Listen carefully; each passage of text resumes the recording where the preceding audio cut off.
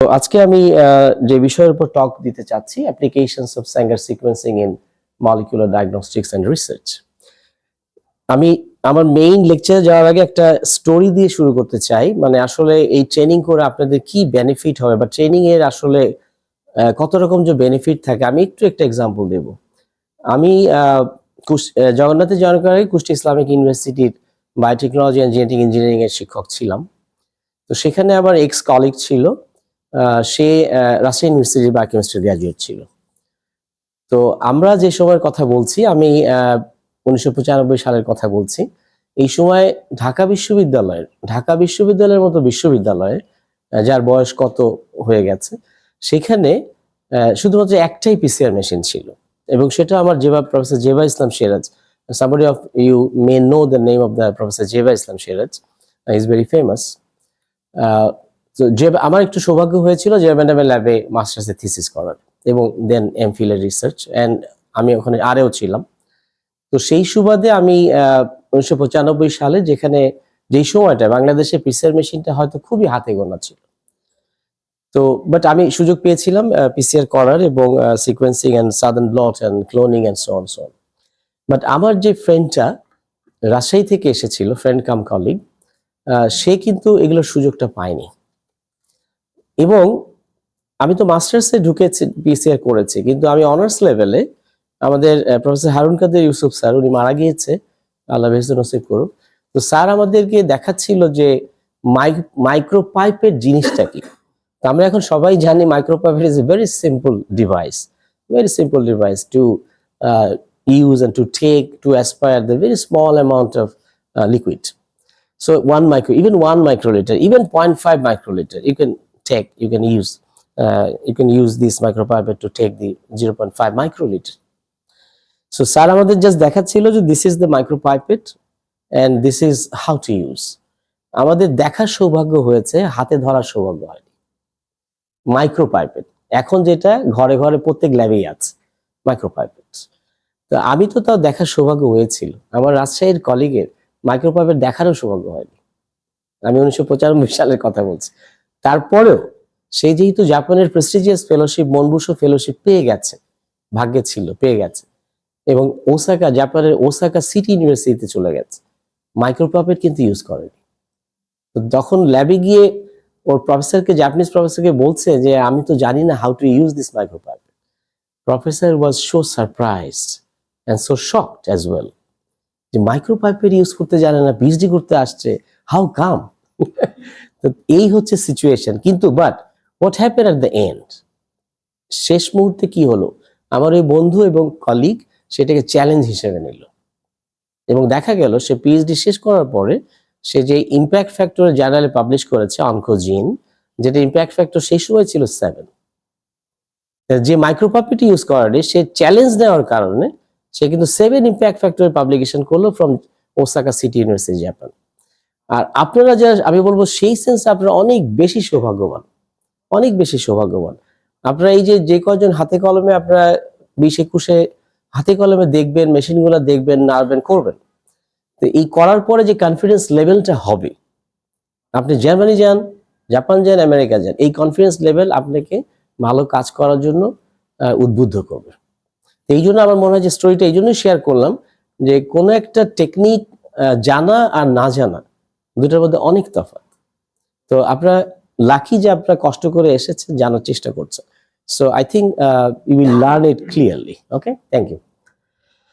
So আমরা জানি যে পিসিআর মেশিন বলি বা রিয়েল টাইম পিসিআর মেশিন বলি, এনজিএস বলি, যেটাই বলি, সবগুলাই কিন্তু ভেরি অ্যাডভান্স মেশিন, এবং প্রত্যেকটা মেশিন যে কোম্পানি তৈরি করে তাদের একটা ম্যানুয়াল দিয়ে দেয়, মেশিনে একটা অপারেশন ম্যানুয়াল দিয়ে দেয়। এটা তো ইলেকট্রনিক মেশিন। আর আমরাও তো ভেরি সাবস্টিকেটেড বায়োলজিক্যাল মেশিন, আমরাও কিন্তু মেশিন। আমাদের বডির ভিতরে, সেলের ভিতরে যত ধরনের বায়োমেশিন কাজ করছে, আনবিলিভেবল, এবং সেগুলোর যে কন্ট্রোল সিস্টেম, আনবিলিভেবল। তাহলে আমাদের এই বায়োমেশিন, কমপ্লিকেটেড আর সাবস্টিকেটেড বায়োমেশিনের যে অপারেশন ম্যানুয়াল, পুরোটাই কিন্তু ডিএনএর মধ্যে দেয়া আছে। So in that case we can say that, so human genome, এই যে জেনম আমরা যেটা বলছি, আমাদের যে 3 pairs of chromosome আছে, so full set of human genome is like a instruction manual. এবং সেটাকে আমরা যদি মনে করি যে it's like a book chapter, so তাহলে আমরা কি বুক চ্যাপ্টারের সাথে যদি কম্পেয়ার করি এবং তারপরে যদি আরেকটু আমরা আরো ক্লোজ ভিউর দিকে যাই, এটা তো কনডেন্সড ফর্মে আছে, তারপরে এখানে কি বলে নিউক্লিওজোম ফর্মে আছে, তো সেটাকে আমরা দেখা যাচ্ছে ডিএনএ ফাইবার যেটা আছে এটাকে যদি we can think just like a sentence of that book.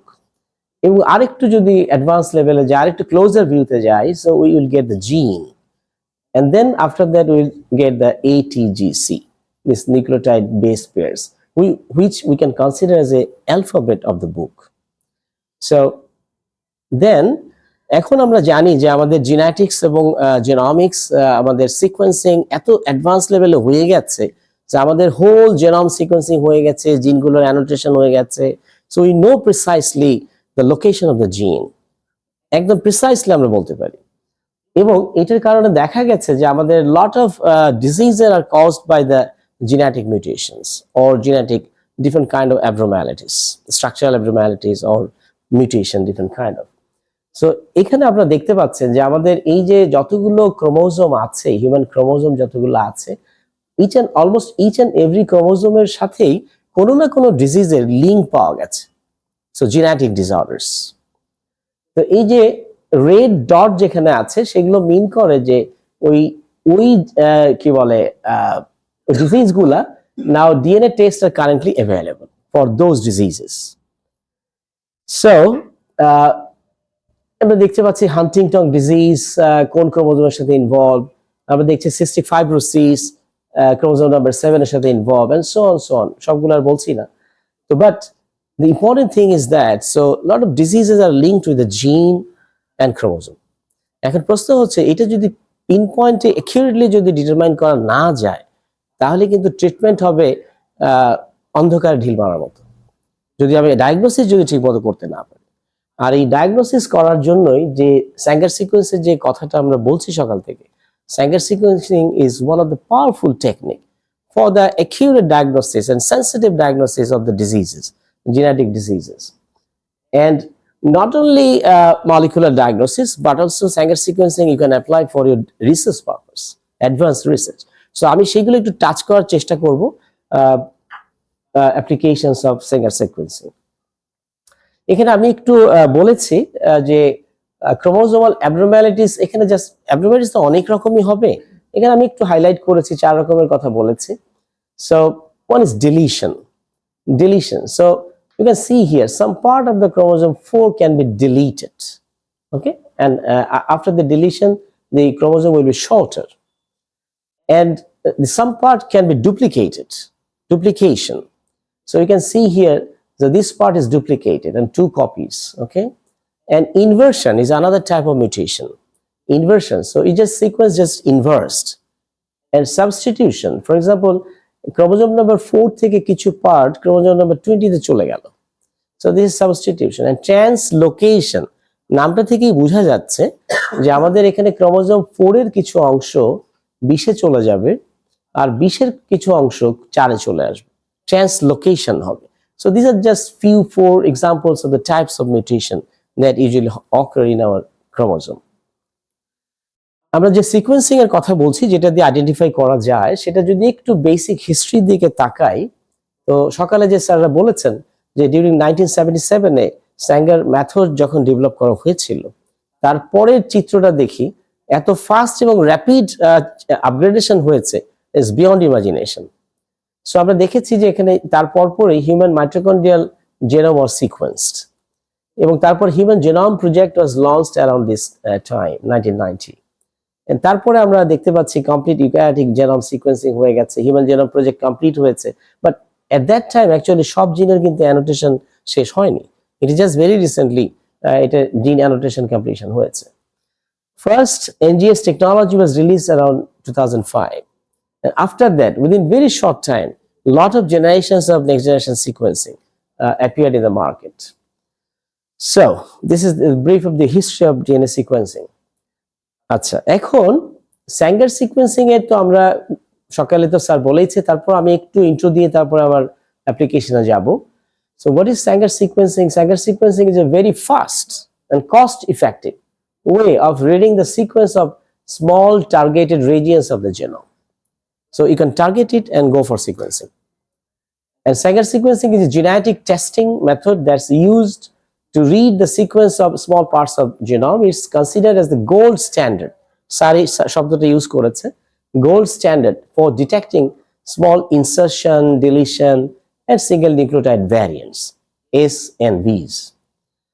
And diverse applications for gold standard sequencing technology. It has a lot of applications, and Sanger sequencing is the gold standard for sequencing technology, and it provides a very high degree of accuracy, and long read capabilities and the flexibility to support a diverse range of applications in many research areas, not only diagnostic, in many research areas. So some application, just as a highlight, I can tell here, testing for familial variants. So Sanger sequencing is used to test for known familial variants and validating massively parallel sequencing, যেটা সকালে বলা হয়েছিল. So Sanger sequencing can confirm the results of massively parallel sequencing like NGS.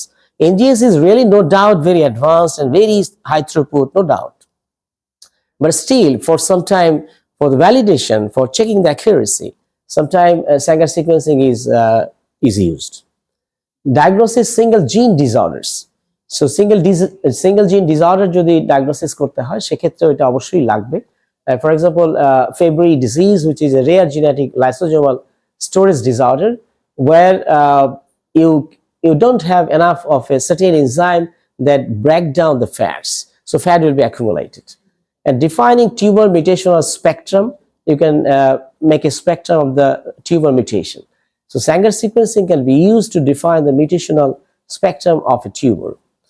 And as well as the surveillance of variants, especially when we were working with the SARS-CoV-2 viruses to identify the genetic codes of these viruses.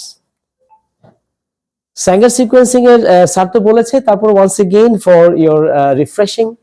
So এখানে আমাদের যে reagent গুলো লাগবে আমরা দেখেছি সকালে, polymerase এনজাইমটা লাগবে, তারপর ডিএনটিপি স্ট্যান্ডার্ড যে ডিএনটিপি সেটা তো অবশ্যই লাগবে, প্রাইমার লাগবে, এবং এছাড়াও ডাইডিঅক্সি যেটা টার্মিনেট করছে সিনথেসিসটাকে, সেই 4টা ডিডি এনটিপি লাগবে। Okay, fine. এখন যদি একটু জাস্ট স্টেপগুলো দেখি খুব সংক্ষেপে। সো প্রাইমার, প্রথমেই primer will be anneal with the template. So primer annealing and chain extension এখানে হবে। এখানে স্ট্যান্ডার্ড ডিএনটিপি আছে এবং সঙ্গে ডিডি এনটিপিও আছে। তো ডিডি এনটিপি যখন বাইন্ড করবে তখন চেইনটা টার্মিনেশন হয়ে যাবে, সেটা এলঙ্গেশনে যাবে না। এন্ড স্টেপ 3, তো সো দ্যাট যেহেতু এই ডিডি এনটিপির বাইন্ডিংটা যেহেতু র্যান্ডম প্রসেস, তাহলে সুতরাং এবং তাদের মধ্যে কম্পিটিশন হচ্ছে, সুতরাং এখানে ডিফারেন্ট সাইজের ফ্র্যাগমেন্ট জেনারেট করবে। So you can see here fluorescent level DNA samples, এবং যেগুলো ফ্লোরোসেন্স লেভেল, তো সুতরাং এটা যদি আমাদের এই প্রসেস যদি ডিটেক্ট করা যায় তাহলে আমরা কিন্তু বুঝতে পারবো আসলে এটা কোন এনটিপি কে ইন্ডিকেট করছে, ডিডি এনটিপি কে ইন্ডিকেট করছে। So then capillary gel electrophoresis, then after getting the amplified fragment, then you can run this amplified DNA samples with this capillary electrophoresis system, and you can detect the fluorescence, type of the fluorescence with this detector and laser system. And then after that you will get a chromatogram like this. So and এখানে important যেটা হচ্ছে যে এখানে colour যে কোডটা, so blue colour একটা indicate করছে, red colour একটা নিউক্লিওটাইড কে ইন্ডিকেট করছে। সো এইভাবেই কিন্তু সিকোয়েন্সটা রিড করা হচ্ছে, অ্যানালাইসিস করা হচ্ছে। এখানে একটা স্যাম্পল জাস্ট দেখানো হয়েছে যে সিকোয়েন্সিং করার পরে একটা স্ট্যান্ডার্ড কেসের স্যাম্পলটা কিরকম হতে পারে, মানে আমি ক্রোমাটোগ্রামটা দেখতে কিরকম হতে পারে সেটা একটু এখানে দেখানো হয়েছে। এখানে একটা স্পেসিফিক কেস দেখানো হয়েছে। স্পেসিফিক কেসটা হচ্ছে যেখানে HBB জিনের একটা মিউটেশন, যেটা এক্সন 2 তে এক্সন 2 তে 654 পজিশনে এখানে C will be replaced by T. So যদি আমরা ফাদারের ক্ষেত্রে ধরি, এখানে ফ্যামিলির একটা পিকচার দেখানো হয়েছে। সো ফাদার্স ডিএনএ স্যাম্পল যেখানে কোনো মিউটেশন নাই, মিউটেশন নাই মিন্স ওয়াইল্ড টাইপ সিটা এখানে আছে 654 পজিশনে, সি আছে। And for the first child of that couple, তার ক্ষেত্রেও কিন্তু সি আছে, so like father like wild type, no problem. But in case of mother's DNA sample, when it was sequenced, then heterozygous for point mutation, this 654 position, where C has been replaced by T, and you can see here, replaced by T. And second child এর ক্ষেত্রেও কিন্তু মায়ের মতোই দেখা যাচ্ছে, replaced by T. So I think এখানে কালারটা হয়তো একটু আছে, তো বাট এখানে C has been replaced by T. তো তাহলে এটা এই যে স্যাঙ্গার সিকোয়েন্সিং করে কিন্তু এটা স্পেসিফিকলি বলা যাচ্ছে যে মিউটেশনটা কোথায় হয়েছে, ভেরি স্পেসিফিকলি বলা যাচ্ছে। এখন যদি আমরা আরেকটা কেস দেখি, this is another case which is a example of the breast cancer sample, so where the EGFR point mutation, EGFR যে জিনটা আছে সেটার এক্সন 20 তে যদি একটা মিউটেশন হয়, for example this is the wild type EGFR জিন। এখানে ওয়াইল্ড টাইপের ক্ষেত্রে দেখা যাচ্ছে যে ACG সো থ্রিওনিন যে অ্যামাইনো অ্যাসিডটাকে কোড করবে 790 পজিশনে ACG will code for the threonine. আচ্ছা, এখন in case of the mutation ACG will be converted to ATG so that threonine will be converted into methionine. So this kind of mutation you can observe in case of the EGFR exon 20 as for the breast cancer sample. So তাহলে এখানে cancer ডিটেকশনে and accurate ডিটেকশনে Sanger sequencing is very playing the vital role. So আমরা যদি আরেকটু যাই, what are the medical applications of DNA sequencing? So yes, definitely Sanger sequencing is important, but এটার পাশাপাশি whole genome sequencing and exome sequencing. Exome sequencing is to sequence the all exons part. So exome sequencing unveils medical information embedded in individual genomes and exome এর মধ্যে যেগুলো ইনফরমেশনটা রাখা আছে, store করা আছে, which could be incorporated into the practice of medicine for diagnostic and therapeutic gains. এখন যখন আমাদের যে ডাক্তার যারা আছেন তারা যখন প্রেসক্রাইব করবে, এখন কিন্তু অনেক ডাক্তারও দেখছে যে এই মলিকুলার ডায়াগনোসিস ছাড়া এটা সম্ভব না। ক্যান্সারের যে একটা ট্রিটমেন্ট দিবে, ট্রিটমেন্টটা কিসের ভিত্তিতে দিবে? বিকজ ড্রাগগুলো তো প্রিসাইজ হয়ে গেছে, একদম point mutation based drug design হয়ে গেছে, এবং যেগুলোকে বলা হচ্ছে যে একদম পার্সোনালাইজড ড্রাগ, একেবারে পার্সোনালাইজড। মিউটেশন যেখানে হয়েছে ওই মিউটেশনকে ট্রিটমেন্ট দেওয়ার জন্য একদম পার্সোনাল ড্রাগ আছে, একদম পার্টিকুলার ড্রাগ আছে। তাহলে আগে তো জানতে হবে মিউটেশনটা কোথায় হয়েছে। So the mankind, however, has considerable genetic diversity, as each genome encompasses about 4 million DNA sequence variants. So এই যে sequence variant, DNA sequence variant, DSV, এটা তো একটা দুইটা নাই, কতগুলো আছে। তো এখান থেকে রাইট মিউটেশনটাকে ডিজিজের সাথে কোরিলেট করা এত সহজ কাজও না। তো এই জন্য একটা এক্সটেন্সিভ রিসার্চের প্রয়োজন আছে। The challenging task is to identify the variants that have clinical correlation or implications. And আবার কিছু কিছু মিউটেশন আছে যারা সরাসরি ডিজিজ তৈরি করে, কিছু কিছু আবার করে না, বিভিন্ন টাইপের মিউটেশনের ইফেক্টটা আমরা দেখতে পাই। ফর এক্সাম্পল দ্য ক্লিনিক্যাল পার্সপেক্টিভে যদি আমরা দেখি, so in order of their significance, some are disease causing, directly disease cause করছে, but other are likely disease causing, maybe কিছুটা করতে পারে, আরেকটা ডিজিজ অ্যাসোসিয়েটেড হতে পারে, একটা biologically functional but unknown clinical significance, বিভিন্ন টাইপের ইফেক্টটা পড়তে পারে। আরেকটা ফাইনালি হতে পারে যে unknown functional and clinical significance. So এই ধরনের কয়েক ধরনের টাইপ হতে পারে। মিউটেশনের ইফেক্টটা সবসময় যে মিউটেশন হলেই একেবারে ডিজিজ হয়ে যাবে তা না, অনেক ক্ষেত্রেই একটু মাইল্ড ইফেক্ট হতে পারে, আবার অনেক সিচুয়েশন হতে পারে। সো এই কথাগুলো এখানে আসলো।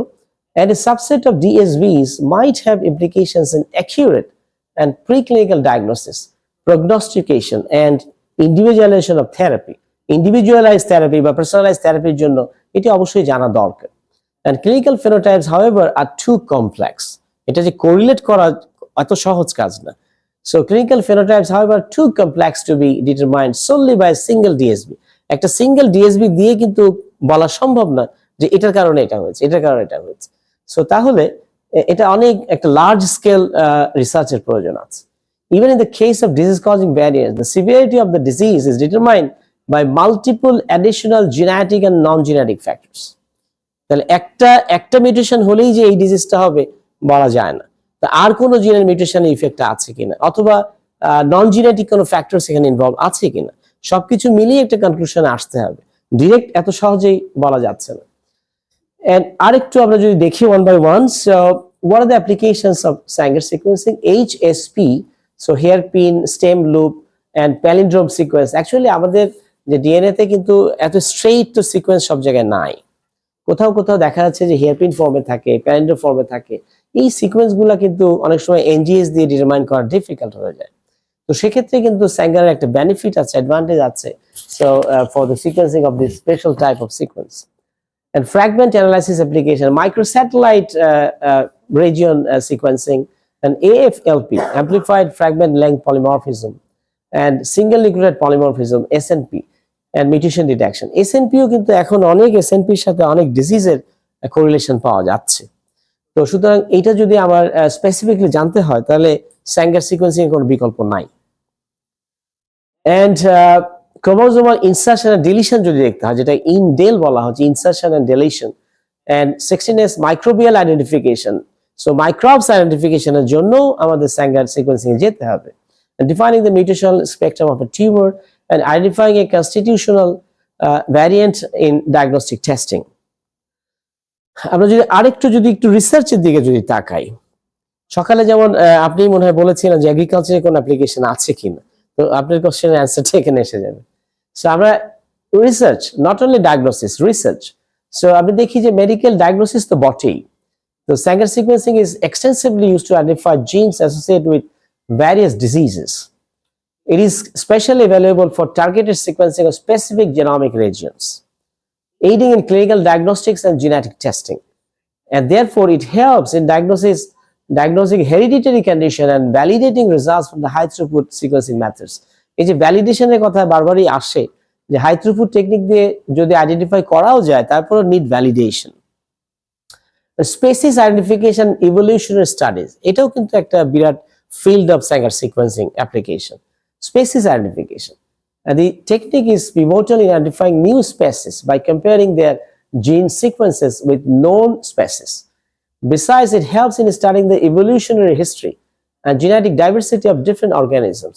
The application is essential for taxonomy and phylogenetics, especially যারা প্ল্যান্ট নিয়ে কাজ করছে তাদের কিন্তু প্ল্যান্ট ট্যাক্সোনমি একটা বিরাট ফিল্ড, প্ল্যান্ট ট্যাক্সোনমি। আর ফাইলোজেনেটিক্স এটা শুধু প্ল্যান্টের জন্য না, এটা প্ল্যান্টে অ্যাপ্লিকেবল, মাইক্রোবসে অ্যাপ্লিকেবল, অ্যানিমালস অ্যাপ্লিকেবল, সব জায়গায় phylogenetic tree to check the relatedness of the genes and evolutionary history.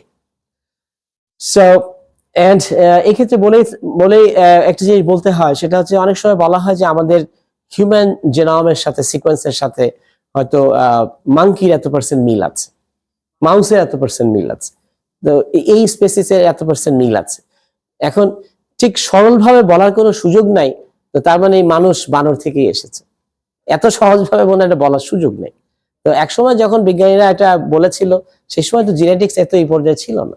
তো এখন প্রশ্ন হচ্ছে যে আমি মানুষ বলি, বানর বলি, ছাগল গরু যাই বলি, গাছ বলি, সবই তো এটি আর জিসি, তাহলে মিল তো থাকবে, এটা স্বাভাবিক, মিল থাকবে, এটা স্বাভাবিক। কারণ তাই বলে কি আমি ব্যাকটেরিয়া থেকে এসেছি? মানে আমার তো পার্সোনালি মনে হয় না যে আমরা ব্যাকটেরিয়া থেকে এসেছি। However, so forensic medicine, তুষার ভাই অনেক ডিটেইলস বলেছে। সো এখানে মেইনলি যেটা হয় যে criminal identification and paternity testing, এই যে কমপ্লিকেশনগুলা, এই কমপ্লিকেশনগুলা এখানে কেউ সত্য বলে, কেউ মিথ্যা বলে।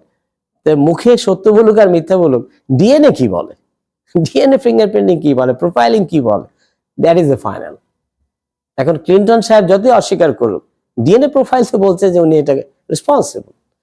So that it's a very vital and very powerful technique to identify the criminals as well as real biological parents. Agriculture field. So Sanger sequencing plays a significant role in agriculture by identifying different breeds. আমরা জানি breeding টা agriculture very important, of crops and even livestock. It is also used in the conservation of endangered species. Therefore, it aids in improving crop varieties and breeding programs through precise genetic analysis. তো আমাদের breeding করার একসময় কিন্তু conventional breeding ছিল, তাই না? Conventional for developing the improved plant varieties. Conventional breeding ছিল, সেটা কিন্তু খুবই টাইম কনজিউমিং ছিল, অনেক সময় লাগতো, অনেক ধৈর্য লাগতো, ফিল্ড ট্রায়ালে যেতে হতো, বিগ ফিল্ড ট্রায়াল। কিন্তু এখন কিন্তু কনভেনশনাল ব্রিডিং এর পাশাপাশি কিন্তু মলিকুলার ব্রিডিং এসে গেছে for the plant new variety development. এবং আমাদের গাজীপুরে যে বিডি যেটা আছে, বাংলাদেশ রাইস রিসার্চ ইনস্টিটিউট বা রাইস রিসার্চ ইনস্টিটিউট, আমার জেবা ম্যাডাম উনি কিন্তু কাজ করেছে salt tolerant rice variety develop করার জন্য। তো উনি অনেক কাজ করেছে, ওনার সাথে ইডির কোলাবোরেশন ছিল ফিলিপিন্সে। তো সল্ট টলারেন্ট ভ্যারাইটি, আমাদের যে বিডি ডিরাইভ যে হাই ইল্ডিং ভ্যারাইটি যেগুলো আছে, এই হাই ইল্ডিং ভ্যারাইটিগুলোর ইল্ড ভালো, কিন্তু আমাদের যে দক্ষিণাঞ্চলে যে আমাদের সল্টি যে মানে সয়েল আছে, লবণাক্ত মাটি, এই লবণাক্ত মাটিতে কিন্তু আমাদের এই হাই ইল্ডিং ভ্যারাইটিগুলো সার্ভাইভ করে না। তো তাহলে যদি এমন একটা ভ্যারাইটি ডেভেলপ করা যায় যেই ভ্যারাইটির মধ্যে হাই ইল্ডিং প্রপার্টিও থাকবে, at the same time they will be salt tolerant, তো তাহলে কিন্তু ওই ভ্যারাইটিগুলো আমাদের ওখানে কাল্টিভেট করা যাবে, will get the much more production in terms of the plant yield. So তাহলে ব্রিডিংটা প্রসেসটাকে ফাস্টিং করার জন্য আমি কিন্তু ডিএনএ একটা ব্রিডিং ভ্যারাইটি থেকে বা F1 F2 থেকে আমি যদি ডিএনএ আইসোলেট করে আমি যদি খুব কুইকলি আমরা দেখতে পারি যে আমাদের এখানে আমাদের টার্গেট জিনটা এসেছে কিনা, সো টার্গেট জিন আসছে কিনা এটা কিন্তু খুব কুইকলি দেখা যাবে by this Sanger sequencing. And and other new technologies, this method finds applications in cutting-edge technologies such as single-cell sequencing and synthetic biology fields. Single-cell sequencing এখন কিন্তু বিজ্ঞান এত অ্যাডভান্স লেভেলে চলে গেছে, ইভেন সিঙ্গেল সেল থেকে কিন্তু ডিএনএ কালেক্ট করে, আরএনএ কালেক্ট করে সেটা কিন্তু সিকোয়েন্সিং করা হচ্ছে সিঙ্গেল সেল থেকে। তার মানে amount is very low, and you can, যেহেতু একটা হিউম্যান বডির প্রতিটা সেলের কিন্তু ভিতরে যে আমি এক্সপ্রেশন লেভেলে চিন্তা করি, ইয়েস সেলের ভিতরে জেনোম তো ঠিক আছে, একই, সব সেলে একই সেট অফ জেনোম আছে, কিন্তু আবার দ্য এক্সপ্রেশন লেভেল, কারণ আমরা কিন্তু জানি টিস্যু স্পেসিফিক এক্সপ্রেশন, যেই জিনটা ব্রেইন সেলে এক্সপ্রেস হবে সেই জিনটা কিন্তু কিডনিতে এক্সপ্রেস নাও হতে পারে, কারণ কিডনিতে এটা দরকার নেই, দরকার না হলে এক্সপ্রেস হবে কেন? তো এই জন্য প্রত্যেকটা সেলের ইন্ডিভিজুয়াল যে পিকচারটা যদি নেওয়া যায়, যে single cell DNA sequencing, single cell RNA sequencing করলে তাহলে কিন্তু এই সেলের ভিতরে সিনারিটা জানা যাবে at the single cellular level. আরেকটা সিনথেটিক বায়োলজি, এখন সিনথেটিক বায়োলজি নিয়েও কাজ হচ্ছে, যেমন এখানে আমি কিছুদিন আগে দেখলাম সিনথেটিক সেল আবিষ্কার হয়েছে, সিনথেটিক সেল। তো আবার দেখা যাচ্ছে সিনথেটিক তারা ফটোসিনথেটিক যে মেশিনারি আবিষ্কার করে ফেলেছে, ফটোসিনথেসিস, আর্টিফিশিয়াল ফটোসিনথেসিস। তো এই বিষয়গুলা দেখা যাচ্ছে যদি ডেভেলপ করতে হয় তাহলে সেক্ষেত্রেও কিন্তু আগে চেক করতে হবে যে আমি যেই ডিএনএটা এখানে ঢুকালাম সেটা আবার ঠিকঠাক মতো ঢুকেছে কিনা, ডিএনএটা আবার ঠিক আছে কিনা, ইনসার্ট হয়েছে কিনা। তো এই ক্ষেত্রেও কিন্তু for the confirmation you need Sanger sequencing to prove it. And আরেকটু যদি ক্লিনিক্যালে আসি, so clinical application of Sanger sequencing, আমরা এটা অলরেডি বলেছি যে ডায়াগনস্টিক ক্ষেত্রে তো অবশ্যই this is very vital, and এছাড়াও testing for familial sequence variant যদি আমি টেস্ট করতে চাই, so for example predictive genomic testing. এবং আমরা জানি যে ব্রেস্ট ক্যান্সারের সাথে BRCA1 যে mutation is closely related, BRCA1 and BRCA2 as well mutations associated with the breast cancer. এখন প্রশ্ন হচ্ছে যে কোনো মায়ের যদি এই জিনে মিউটেশন থাকে তাহলে মোস্ট প্রবাবলি তার যে মেয়ে হবে তার ক্ষেত্রেও সম্ভাবনাই অনেক বেশি। তো সুতরাং আমরা যদি হেরিডিটারি যদি ইনফরমেশনটা যদি আমরা দেখতে পারি চেকিং করে, এটি সম্ভব। ক্যারিয়ার টেস্টিং, যে আসলে এই যে স্যার সকালে বলেছে থ্যালাসেমিয়া ক্যারিয়ার, তো এটা আমি মনে করি যে এটা খুবই একটা পাওয়ারফুল। আমি যতটুকু জানি আফ্রিকার একটা কান্ট্রিতে সেখানে তারা সরকারিভাবে আইন করেছে যে বিয়ের আগে বর এবং কনের এই টেস্ট রিপোর্টটা দিতে হবে যে তারা ক্যারিয়ার কিনা। যদি উভয়ে যদি ক্যারিয়ার হয় দে ক্যানট ম্যারি, সরকারি আইন, তারা ম্যারেজ করতে পারবে না। আইনটা দরকার আছে, কেন দরকার আছে? যদি তারা এই ক্যারিয়ার হওয়ার সত্ত্বেও যদি জেনে শুনে বিয়ে শাদী করে ফেলে তাহলে বার্ডেনটা কার হবে? বার্ডেনটা ওই আগামী প্রজন্মের উপরে কষ্টটা হবে, ওই ফ্যামিলির শান্তি চলে যাবে, আর এইটার বার্ডেন রাষ্ট্রের উপরেও পড়বে। তাহলে যে বাচ্চাটা আসবে সে এই ব্লাড ট্রান্সফিউশন করতে হবে, কয়দিন বাঁচবে ঠিক নেই। তাহলে এই বাচ্চাটা প্যারেন্টসের, রাষ্ট্রের, এতগুলোর উপরে বার্ডেনটা পড়ে কি দরকার, কি দরকার? সুতরাং বাংলাদেশেও যদি সরকার যদি এভাবে চিন্তা করে যে এই জিনিসটা দরকার, আমি যেমন আমার ক্লাসে আমি প্রায় ছাত্রছাত্রীদেরকে বলি, আমি প্রায় বলি, সেটা হচ্ছে যে মেডিকেল সায়েন্স বলে, আপনারা যারা এখানে ডাক্তার আছেন, মেডিকেল সায়েন্স কিন্তু বলে do not marry first cousin, do not marry first cousin. কিন্তু অনেক সময় দেখা যাচ্ছে যে বিভিন্ন কারণে, সম্পত্তি রক্ষার জন্য অথবা আবেগের কারণে ওই ফার্স্ট কাজিনকেই বিয়ে করছে। মনে হয় যে আর কেউ নাই পৃথিবীতে, বাংলাদেশে আর কেউ নাই, মানে শিক্ষিতরাও করছে। তা আমি যখন এই কথাটা আমার ক্লাসে বলতেছিলাম, তখন একজন আরেকজনকে তাকাচ্ছে, তার মানে বুঝলাম ঘটনা খারাপ। ঘটনা খারাপ, এই কাজ করছে। পাকিস্তান অনেক বেশি না, অনেক বেশি, but it is very dangerous, it is very dangerous. যদি ওই ফার্স্ট কাজিনের তো ক্যারিয়ার হওয়ার চান্সটা বেশি, বিকজ তাদের অরিজিন তো সেম। তো এই জন্য এটা আসলে মেডিকেল সায়েন্স সাজেস্ট করে না। আর 2 নম্বর, আমি ছাত্রদেরকে আমি ক্লাসে আরেকটাও বলি, সেটা হচ্ছে যে তুমি বিয়ে শাদী করার আগে, তুমি তো চাকরি বাকরি পেলে বিয়ে করবা, তো বিয়ে করার আগে তুমি তোমার বায়োকেমিক্যাল টেস্ট, ভাইরাসের টেস্ট, তুমি HIV তুমি ক্যারি করছো কিনা, হেপাটাইটিস ক্যারি করছো কিনা, যেগুলো ভেরি ভাইটাল মাইক্রো অর্গানিজম। বিশেষ করে HIV, এটা কিন্তু আমাদের জন্য অ্যালার্মিং। বাংলাদেশে কিন্তু HIV পেশেন্টের সংখ্যা বেড়ে যাচ্ছে, বেড়ে যাচ্ছে। এবং তারা যদি মনের অজান্তে যদি আমাদের আশেপাশে যদি কেউ আসে, এটা তো আমাদের জন্য ডেঞ্জারাস, সবার জন্য ডেঞ্জারাস, কিন্তু সংখ্যা কিন্তু বাড়ছে HIV পেশেন্ট। তো আমি স্টুডেন্টকে বলি যে তুমি বিয়ে করার আগে তোমারটা, নিজেরটা আগে চেক করবো, যে তুমি HIV ক্যারিয়ার কিনা, হেপাটাইটিস ক্যারিয়ার কিনা, থ্যালাসেমিয়া ক্যারিয়ার কিনা, সব চেক করবো। চেক করে তুমি যদি সেফ থাকো, তাহলে কনে পক্ষকে দিবা, দিয়ে বলবো যে এই হচ্ছে আবার ডেটা, এটা আবার বায়োকেমিক্যাল ডেটা, ভাইরাসের ডেটা, তোমারটা একটু দাও। কনে পক্ষ বলে তোমারটা একটু দাও, এইটা জেনে শুনে যদি কনে পক্ষ দেয়, তাহলে বিয়ে হবে, নাহলে হবে না। তো সুতরাং কেউ কি জেনে শুনে HIV ক্যারিয়ারকে বিয়ে করবে? করার কথা? এখানে তো আবেগ থাকার কথা না, কারণ HIV ইনফেকশন হতে কে চায়? কেউ তো চায় না। ফাইন। সো প্রিনেটাল টেস্টিং, এখন কিন্তু প্রিনেটাল পর্যায়ে কিন্তু টেস্ট করা যায় যে কোনো জেনেটিক ডিসঅর্ডার আছে কিনা, এটা বিফোর হ্যান্ড টেস্ট চেক করা যায়, সেগ্রিগেশন চেক করা যায়, সেগ্রিগেশন প্যাটার্ন চেক করা যায়। এবং এই যে কথাটা আসছে বারবার, যে কনফার্মেশন অফ ভ্যারিয়েন্টস আইডেন্টিফাইড বা NGS ডেটা দিয়ে যেটা পাওয়া গেল, সেটার confirmation, validation and filling gap in NGS data. NGS data অনেক সময় দেখা যাচ্ছে কিছু ইনকমপ্লিট যদি থেকেও যায়, সেটা কিন্তু স্যাঙ্গার দিয়ে সেটা কনফার্ম হওয়া যায়। So you can fill the gap of the NGS data. And again, what are the applications in medicine and research? So targeting smaller genomic regions in a large number of samples যদি থাকে, but sample number বেশি, but target খুবই কি বলে smaller genomic region, and sequencing of variable regions and validation. And this is another important thing. Number 4, verifying plasmid sequences, inserts and mutations. যারা আমরা genetic engineer, এখানে you from genetic engineering, so genetic engineer, genetic engineering এর graduate হোক বা chemistry graduate হোক, আমাদের কিন্তু এখন এই প্লাজমিড নিয়ে গবেষণা করতে হয়, বিশেষ করে ক্লোনিং পারপাসে। তো এখন আমি যে জিনটা ক্লোন করে আমি প্লাজমিডে ইনসার্ট করলাম, সেটা কি আমার রাইট জিনটাকে আমি ইনসার্ট করতে পেরেছি কিনা, সেটা আমাকে দেখতে হবে। তো সেটা দেখার কিন্তু এইটাই ওয়ে, যে আমার রাইট জিনটা আমার প্লাজমিডের মধ্যে ইনসার্শন হয়েছে। আরেকটা টেকনিক আছে, সেটা হচ্ছে সাইট ডিরেক্টেড মিউটাজেনেসিস। সাইট ডিরেক্টেড মিউটাজেনেসিস, যদি কেউ, আমিও পিএইচডির সময় আমার কিছু টার্গেট জিন ছিল, আমি ব্যাকটেরিয়াল সিস্টেম নিয়ে কাজ করেছিলাম, তো সেখানে আমি 2-3টা জিনকে আমি পয়েন্ট মিউটেশন করেছিলাম, সাইট ডিরেক্টেড মিউটাজেনেসিস। তো এই site directed mutagenesis, point mutation as well as deletion mutation.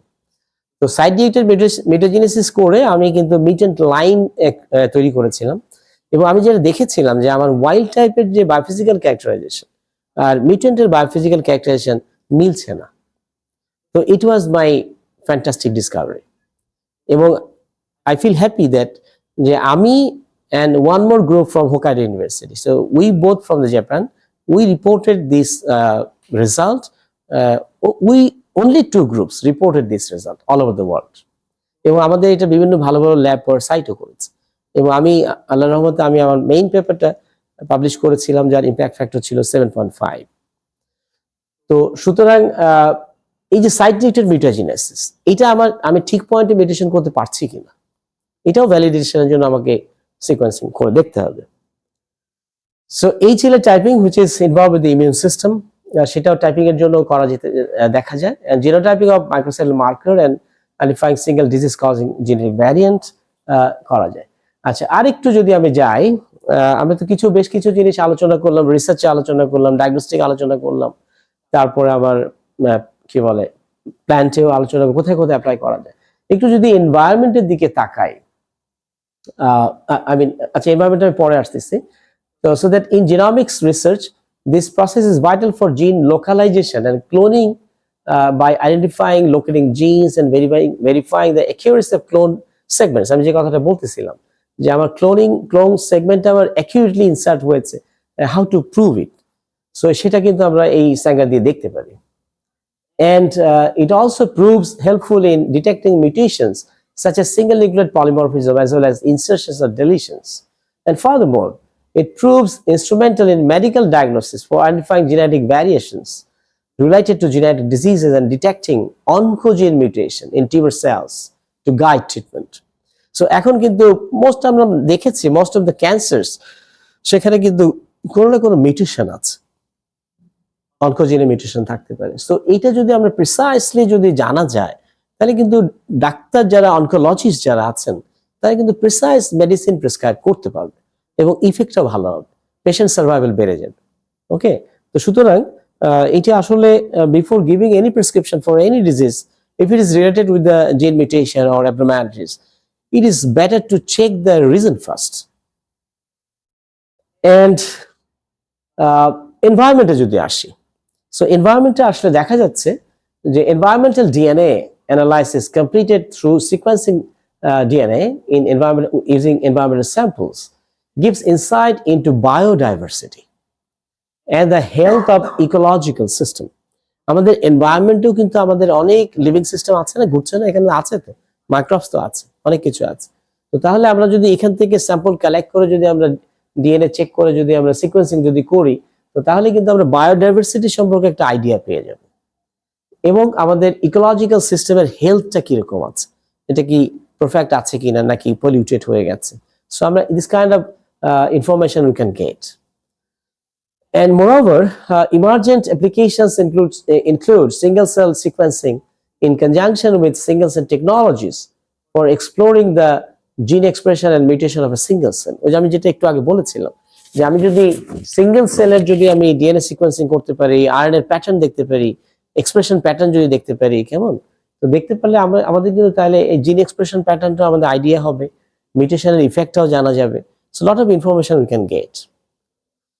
And the field of epigenetics, and epigenetics is another very important field for the gene expression regulation and many diseases as well. So epigenetics of বলা হয় যে Sanger sequencing দিয়েও epigenetics, I mean the epigenetics আমরা জানি যে mainly methylation and histone modification, এটার সম্পর্কেও idea পাওয়া যায়, and especially synthetic biology. It is used to verify the accuracy and function of synthetic DNA sequences. Synthetic cell যদি বিজ্ঞানীরা তৈরি করেছে বলছে, synthetic cell তৈরি করতে গেলে অবশ্যই সেখানে তো একটা ডিএনএ তো আর সিনথেটিক জিনটা তো আগে দিতে হয়েছে, জিনটা তো তৈরি করতে হয়েছে। তাহলে জিনটা যে জিন সে তৈরি করতে চাচ্ছে বিজ্ঞানীরা, সে ঠিকঠাক মতো তৈরি করেছে কিনা, পেরেছে কিনা, সেটা তো চেক করতে হবে। তো সেক্ষেত্রে সিনথেটিক বায়োলজিতেও তাহলে কিন্তু এই স্যাঙ্গার সিকোয়েন্সিং এর অ্যাপ্লিকেশন আছে। এন্ড যদি আরেকটু দেখি যে আমাদের কিন্তু এখন এই যে gene therapy, cell therapy, stem cell therapy, হ্যাঁ, এই যে কথাগুলো, ক্রিসপার ক্যাস জেনোম এডিটিং, এই যে কথাগুলো আমরা আসতেছে, এখন হয়তো আমাদের এগুলো অনেকটা মানে মনে হয় যে এটি আদৌ সম্ভব। ইয়েস, আস্তে আস্তে দুই একটা তো এফডিএ তো অ্যাপ্রুভাল দিয়েছে, জিন থেরাপির তো অ্যাপ্রুভাল দিয়েছে। তো সুতরাং এই যে ক্রিসপার যে পাওয়ারফুল টেকনিক ফর দ্য জিন editing, CRISPR and talent-mediated genome editing with Sanger sequencing, তো কোথায় এডিট করছে, এডিট হচ্ছে কিনা এটা চেক করার জন্য Sanger লাগবে। And mRNA manufacturing QC with Sanger sequencing. The sequence confirmation is critical during mRNA therapeutics and vaccine. এখন আসলে আমি মাঝে মাঝে আমার ছাত্রদেরকেও বলি, অনেক জায়গায় বলি যে এখন এই যে আমাদের সম্মানিত ডাক্তার সাহেবরা 500 mg ট্যাবলেট লিখে দিচ্ছে, 500 mg দিনে 3টা, দিনে 2টা। 50 বছর পরে এমন ডিজিজ, এমন মেডিসিন আসবে এই 500 mg লাগবে না, ন্যানোগ্রাম লেভেলে, পিকোগ্রাম লেভেলে, molecular medicine, precise medicine, targeted medicine, এই 500 mg খেতে হবে না। এখন তো অনেকে ভয়ে 500 mg খেতেই ভয় লাগে, গলা যদি আটকে যায় 500 mg। তো যাই হোক, তো এই যে mRNA therapy, mRNA therapeutics, mRNA as a medicine or vaccine, manufacturing and trust Sanger sequencing to get it right, and next generation sequencing confirmation with Sanger আমি বলেছি, and SARS-CoV-2 সেখানেও আমাদের বিভিন্ন variant detection, and Sanger sequencing also used for the ion amplisec primers and libraries, এটা ঠিকঠাক মতো হলো কিনা for next generation sequencing। তো সেখানেও কিন্তু এই অ্যালিল কনফার্মেশন করার জন্য কিন্তু লাগবে। আরেকটা ইম্পর্টেন্ট হচ্ছে genotyping, genotyping of HIV-1 to detect drug resistance. HIV কে কিন্তু ট্যাকেল করা ইজ ভেরি ডিফিকাল্ট, বিকজ আমি যতটুকু জানি HIV তার সারফেস অ্যান্টিজেনকে চেঞ্জ করে ফেলে। তো যার ফলে এটার এগেইনস্টে ভ্যাকসিন এতদিন ধরে গবেষণা হচ্ছে, এখনো কিন্তু কোনো পারফেক্ট ভ্যাকসিন কিন্তু HIV এর এগেইনস্টে নাই। তো এখন তারপর আবার এগুলোর তো জেনোটাইপ আছে, তো এই জেনোটাইপিং করার জন্য স্যাঙ্গার সিকোয়েন্সিং এর প্রয়োজন আছে, এবং এবং সেটা জেনোটাইপ যদি আইডেন্টিফাই হয় তাহলে type of drug prescription is possible. So for example the protease inhibitors, nucleoside reverse transcription inhibitors, non-nucleoside reverse transcription inhibitors, so far যে ড্রাগগুলো HIV ট্রিটমেন্ট ইউজ হচ্ছে, জেনোটাইপিং যদি করা যায় যে কোন পেশেন্টের HIV জেনোটাইপ কোনটা, তাহলে কিন্তু ড্রাগ সিলেকশন এন্ড প্রেসক্রিপশনে সুবিধা হবে। Mitochondrial sequencing, mitochondrial DNA sequencing is a useful tool for researchers studying human diseases such as diabetes, certain cancers, and mechanism of aging, and is also used in population genetics and biodiversity assessment, and is important for human identification and forensic application as well. So তাহলে mitochondrial sequencing ও এটা লাগবে, and low level somatic variant detection in tumor, FFPE.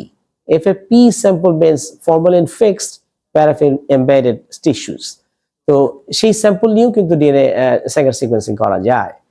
So that Sanger sequencing is ideal for low level variant detection in material containing minimal amount of DNA. তো সেখানেও minimal amount of DNA নিয়েও Sanger sequencing করা যেতে পারে। এই ছিল typing, আমরা বলেছি এর আগে। এন্ড এতক্ষণ তো Sanger sequencing এর কথাই বললাম যে Sanger sequencing অনেক ভালো, অনেক ভালো, অনেক ভালো। এখন বাট কোন ল্যাব কিন্তু যে পাওয়ার অফ এনজিএস, অবশ্যই আমরাও ইগনোর করছি না, এনজিএস অবশ্যই পাওয়ারফুল, অবশ্যই হাই থ্রুপুট, কিন্তু তারপরেও দেখা যাচ্ছে যে ভ্যালিডেশনের জন্য কিন্তু কি বলে Sangerটা লাগবে। Despite the traction that NGS have gained over the years, there are still situations where NGS can't easily replace Sanger sequencing, especially for clinical setting. Here are some of the occasions that Sanger sequencing is still necessary and applicable and admirable. So এখন প্রশ্ন হচ্ছে যে NGS তো ভালো, তার মানে এই না যে বাংলাদেশে যত ইউনিভার্সিটি আছে, যত microbiology department, biochemistry department, GDNG department, সব ডিপার্টমেন্টে একটা করে এনজিএস, এটা কি আদৌ সম্ভব আগামী 50 বছরে? আদৌ সম্ভব না। একটা এনজিএস এর দাম কত? 5 কোটি, 6 কোটি। তাহলে সুতরাং সবার কাছে তো হাতে হাতে মানে প্রত্যেক ডিপার্টমেন্টে তো এনজিএস সম্ভব না, যদিও এনজিএস ইউজফুল। তো সেক্ষেত্রে রিলেটিভলি কম প্রাইসে যদি কি বলে Sanger sequencing মেশিন যদি থাকে, জেনেটিক অ্যানালাইসিস যদি থাকে, এবং আমার মনে হয় যে বাংলাদেশের ইউনিভার্সিটিগুলো যে কাজটা করতে পারে, যেটা আমি জাপানে দেখেছি, এই যে Sanger sequencing বলি, রিয়েল টাইম পিসিআর বলি, জেনেটিক অ্যানালাইজার বলি, আরো যেগুলো সফিস্টিকেটেড, যে এনএমআর মেশিন, আমি রিকেন, জাপানের one of the famous research institute, the largest research institute Riken, তো সেখানে আমি একটা ট্রেনিং এ গিয়েছিলাম। তো সেখানে দেখলাম যে তাদের অনেকগুলো এনএমআর মেশিন, একদম অনেক লেটেস্ট ভার্সনের, এবং সেটা সেন্ট্রালি ইউজ হচ্ছে। এমন না যে প্রত্যেক ল্যাবে ল্যাবে এনএমআর মেশিন আছে, এনএমআর মেশিনটা তো অনেক বড়, এটা কি ল্যাবে ল্যাবে রাখা সম্ভব? তো সেন্ট্রাল ল্যাব, সেন্ট্রাল ফ্যাসিলিটিস, এটি আমাদের বাংলাদেশে এই কনসেপ্টটা এখনো খুব একটা প্রায়শ হয়নি। এখন প্রশ্ন হচ্ছে যে আমাদের মানসিকতা এমন যে আমার ল্যাবের মাইক্রোপিপেট পাশের ল্যাবের মাইক্রোপিপেট ছেলে যেন ইউজ করতে না পারে, মানে আমাদের মেন্টালিটি তো আসলে এরকম নাকি, যে পাশের ল্যাব থেকে মাইক্রোপিপেট নিতে আসলে না না ধরা যাবে না, ধরা যাবে না। আমরা যেখানে মাইক্রোপিপেটে শেয়ার করতে চাই না, সেখানে আর কি হবে।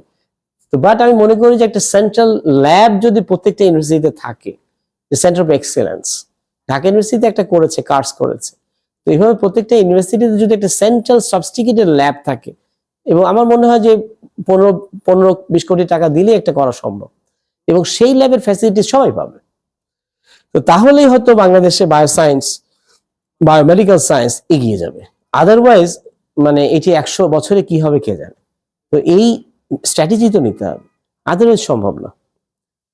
So that Sanger sequencing for confirmation of NGS. So before NGS become the standard testing method that has proven its clinical accuracy and reliability, Sanger sequencing may still be used for confirmation of mutations in clinical settings for long time.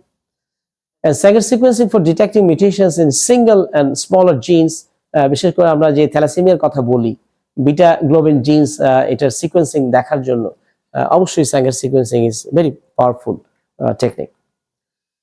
So আরেকটা হচ্ছে যে Sanger sequencing for the difficult sequencings, যেগুলো আমাদের difficult sequence যে জেনোমের মধ্যে আছে, for example high GC content, যে হাই জিসি কন্টেন্ট রিজিয়নটা আছে, or dinucleotide repeat sequence, repeating সিকোয়েন্সও আমাদের তো বডিতে আছে, তাই না? এবং বিভিন্ন ডিজিজের ক্ষেত্রে আমরা দেখেছি কি বলে রিপিট সিকোয়েন্স ইজ রেসপন্সিবল। এই repeat sequence high GC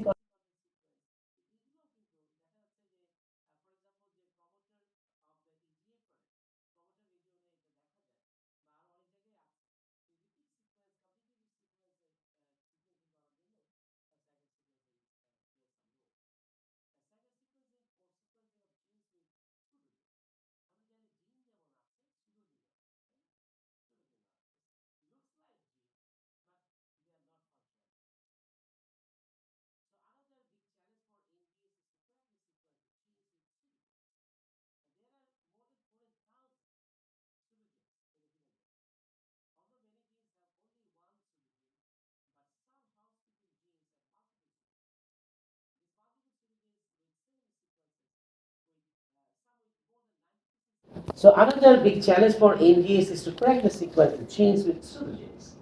And there are more than 4,000 pseudogenes in the human genome. Although many genes have only one pseudogene, but some housekeeping genes have multiple pseudogenes. These multiple pseudogenes with similar sequences, with some with more than 90% sequence identity, become challenging for sequencing by NGS technology, especially for the short-read NGS. So সেক্ষেত্রে আমাদের pseudogenes sequence determinationের জন্য আমাদের Sanger sequencing can play some role. And how? What are the use? So there are a wide variety of medical application. আমরা বারবারই ঘুরে ফিরে বিভিন্ন application দেখানোর চেষ্টা করছি যে আমরা কোথায় কোথায় ইউজ করতে পারি। So targeted sequencing. Targeted sequencing এখানে আমি একটা মানে জিনের কথা বলেছি। So one example of testing a tissue biopsy sample from a melanoma to determine whether or not the cells have a mutation in the BRAF gene. A mutation in BRAF is found in more than 50% of melanomas. And people with advanced melanoma that have BRAF mutations may respond to drugs that target these mutations. A treatment referred to as targeted cancer therapy. যেটা আমি একটু আগে বলেছি যে targeted cancer therapy. তাহলে targeted cancer therapy prescribe করার আগে তো আগে জানতে হবে যে কোন জায়গাটায় আছে mutation. And targeted drugs works differently than standard chemotherapy and may have fewer side effects. So তাহলে ওই যে একসময় ছিল যে সিসপ্লাটিন, মানে ক্যান্সার যাই হোক সিসপ্লাটিন, তো এখন সেই যুগ তো আর নাই, এখন কত মডার্ন মেডিসিন এসে গেছে। হ্যাঁ, তো আগে জানতে হবে কোথায় প্রবলেম। সিঙ্গেল জিন সিকোয়েন্সিং এর কথাও এখানে বলা আছে, যেমন ফর এক্সাম্পল দ্য FBN1 জিন, এই ক্ষেত্রে যদি মিউটেশন হয় তাহলে Marfan syndrome, a disorder that affects the connective tissue that makes up many parts of the body, including bone, muscle, ligament, blood vessel, and heart valves. And over 1,000 different mutations have been found in FBN1 gene. So it is important to evaluate the entire sequence of the FBN1 gene. তাহলে একটা জিনেই যদি 1000 mutation থাকে, মানে can't you imagine the situation? So complicated. তাহলে মিউটেশনাল study এটাও সহজ না, আবার এটা ছাড়া উপায়ও নাই, জানতে হবে। So আর আমরা প্রায় শেষ পর্যায়ে এসে গেছি। মাল্টিজিন প্যানেল সিকোয়েন্সিং, অনেক সময় দেখা যায় সিঙ্গেল জিন সিকোয়েন্স করে কমপ্লিট ইনফরমেশনটা পাওয়া যায় না, সেক্ষেত্রে যদি প্যানেল জিন প্যানেল যদি দেখা যায়, so sequencing parts or all of several genes to detect mutations that can cause the genetic disorder. An example is a panel to test for mutation is this and this. A mutation in these genes can cause Lynch syndrome, an inherited disorder that increases the risk of many types of cancer, especially colon cancer and endometrial cancer. তো তাহলে আমার তো মনে হয় এই oncology ফিল্ডে আর হেমাটিক oncology, haematological oncology, এই ক্ষেত্রে আমার তো মনে হয় যে এই মলিকুলার ডায়াগনস্টিক্স ছাড়া, জিনেটিক ডায়াগনোসিস ছাড়া ট্রিটমেন্ট দেওয়াটা বোকামি হবে, একেবারেই বোকামি হবে। And whole genome sequencing or whole exome sequencing. Examples include sequencing the genome or exome in infants with rare metabolic disorders or children with developmental delays or intellectual disabilities. This method of testing may be used after other testing has failed to reveal a diagnosis. So অনেক সময় দেখা যাচ্ছে যে small region check করে ডাক্তাররা যে ঠিক আছে এই এক্সন নাম্বার 20 তে কি অবস্থা, 18 এ কি অবস্থা, কিন্তু বাট যদি ডাক্তারের মনে হয় হোল জেনোম সিকোয়েন্সিং বা হোল এক্সম সিকোয়েন্সিং করলে আরো বেটার পিকচার আসবে। এবং আমার তো মনে হয়, আমি মাঝে মাঝেই ধারণা করি, ছাত্রদেরকে বলি, সেটা হচ্ছে যে সম্ভবত ইউকে তার একটা প্রজেক্ট হাতে নিয়েছে, বায়োব্যাংক, যারা নিউবর্ন বেবি যারা তাদের ডিএনএ স্যাম্পল নিয়ে তারা হোল জেনোম সিকোয়েন্স করে ফেলতেছে এবং সেটা প্রিজার্ভ করতেছে যারা নতুন করে জন্মগ্রহণ করছে। তো আমার মনে হয় যে কি বলে নেক্সট জেনারেশন সিকোয়েন্সিং গুলো এত অ্যাডভান্স পর্যায়ে চলে যাবে, তো এখন আমাদের কাছে মনে হচ্ছে যে হোল জেনোম সিকোয়েন্স করতে এত খরচ, এত সময় লাগছে, কিন্তু এটা যখন আরো হাই থ্রুপুট হয়ে যাবে, হ্যাঁ আরো হাই থ্রুপুট হয়ে যাবে, যে মুহূর্তের মধ্যে, এই যে কয়েকদিন আগে দেখলাম যে কারা বের করছে, একটা চিপ বের করছে যেটার ক্যালকুলেশন রেট এত ফাস্ট কল্পনার বাইরে। তো দেখা যাচ্ছে যে আজকে এখন ডাক্তার কি সাজেস্ট করে, এই বাচ্চাটা হলো তাহলে এর এই প্যারামিটার, কিন্তু তখন কিন্তু ডাক্তার সাজেস্ট করবে, হয়তো বাংলাদেশেও সাজেস্ট করবে যে হোল জেনোম সিকোয়েন্সিং করে নেওয়ার জন্য। তো সেই ক্ষেত্রে দেখা যাচ্ছে যে আমাদের প্রত্যেকটা ইন্ডিভিজুয়ালের কিন্তু হোল জেনোম সিকোয়েন্সটা কিন্তু আমাদের থাকবে, এবং তখন কিন্তু সফটওয়্যারই বলে দিবে যে আমার কোন কোন জিনে ডিফেক্ট আছে। এটা যেমন সুবিধা আছে, আবার একটু অসুবিধাও আছে। অসুবিধাটা কি, যদি কোনো শিক্ষিত গ্র্যাজুয়েট বায়োটেকনোলজি বা কেমিস্ট্রি, মেডিকেল, তারা যখন দেখবে যে আমার জিনে এত এত মিউটেশন, তাহলে তার রাতের ঘুম হারাম হয়ে যাবে, ঘুমাবে কি হবে? তখন সে তো ভাবতেছে 5 বছর পর আবার এই ক্যান্সার হবে, 10 বছর পর এই ক্যান্সার হবে। তো সুতরাং এইটা একটু টেকনিক্যাল সাইকোলজিক্যাল অসুবিধা আছে। এখন কি, এখন এগুলো জানেও না, নিশ্চিন্তে ঘুমায়, খায়, ঘুমায়, আল্লাহ ভরসা, যা হয় হবে। তো সুবিধা অসুবিধা সবকিছুরই আছে। ফাইনালি আরেকটু বলি যেটা এর আগে বলা হয়নি, সো ক্যান্সার জিনোমিক্স, এটিও দেখা যাবে, ইনহেরিটেড জেনেটিক ডিসঅর্ডার দেখা যাবে, ফার্মাকোজিনোমিক্স আমরা দেখি যে একটা ড্রাগ, এই যে ড্রাগ জিন ইন্টারঅ্যাকশন, একটা ড্রাগ এক্স এর জন্য যেভাবে কাজ করছে ওয়াই এর জন্য ওইভাবে কাজ করছে না। তো তাহলে যদি এটা পার্সোনালাইজড লেভেলে যদি চেক করা যায়, তো তাহলে personalized drug selection সুবিধা হয়।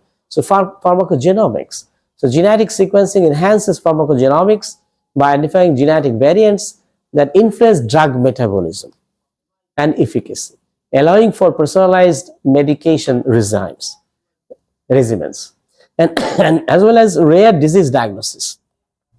So এগুলো কিন্তু আমাদের অ্যাপ্লিকেশন আছে। and personalized medicine বলেছি, এখানে অবশ্যই এই যে pharmacogenomics uses genetic information to optimize drug therapy such as warfarin dosing guided by the CYP2C9. So এই যে জিন ভ্যারিয়েন্ট যেগুলো আছে, এই জিন ভ্যারিয়েন্ট গুলো যদি আইডেন্টিফাই করা যায়, তাহলে এই পার্সোনালাইজ ড্রাগের ডোজ সিলেকশনটাও ঠিকমতো করা যাবে। And early diagnosis and prevention. Early diagnosis, for example, the mutation in BRCA1, BRCA2 genes are linked to an increased risk of breast cancer and ovarian cancer, promoting early intervention. So patient যদি আগে থেকেই জানে এই তার mutation আছে এখানে, তো তাহলে ভালো হয়। আর finally, informed family planning. So genetic sequencing helps prospective parents assess the risk of passing on genetic disorders. Carrier screening for conditions like cystic fibrosis, cystic fibrosis or sickle cell anemia provides valuable information for family planning. এখন sickle cell, cystic fibrosis, sickle cell anaemia, thalassaemia, whatever, যদি ওই যে যেটা বারবার বলা হলো, যদি ওই যদি ক্যারিয়ার হয়, তো তাহলে they should think whether they will make family or not.